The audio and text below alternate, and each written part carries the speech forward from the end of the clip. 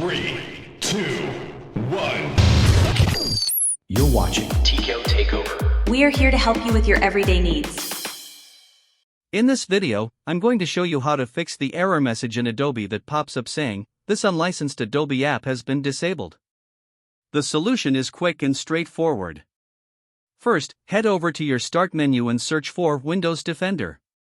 Click on Windows Defender Firewall, and from the left side, go into Advanced Settings. Next, select Inbound Rules from the left side, and on the right, click New Rule. Now, select Program and click Next. You need to locate the Adobe application you're trying to run, such as Photoshop, Premiere, or After Effects. The application files are typically found within the C drive, in Program Files, and then the Adobe folder. For example, if you're encountering the issue with After Effects, double-click on it, click Next, and then add it to the list. Make sure to select Block the Connection and then press Next again. You'll need to give the rule a name, just call it Adobe and press Finish.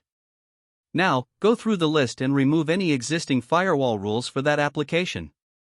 For After Effects, I already have a few rules set, so I simply need to right-click on them and delete them, keeping only the newly created blocked rule. Once that's done, go to Outbound Rules and repeat the same process.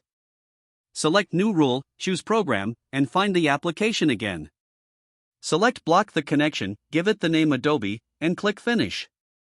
You should now see this in the Outbound Rules section. Make sure there are no existing rules interfering with the new ones. By following these steps, you should have successfully resolved the error message. If this video helped you out, please drop a like and subscribe for more content. Thanks for watching, and I'll see you next time.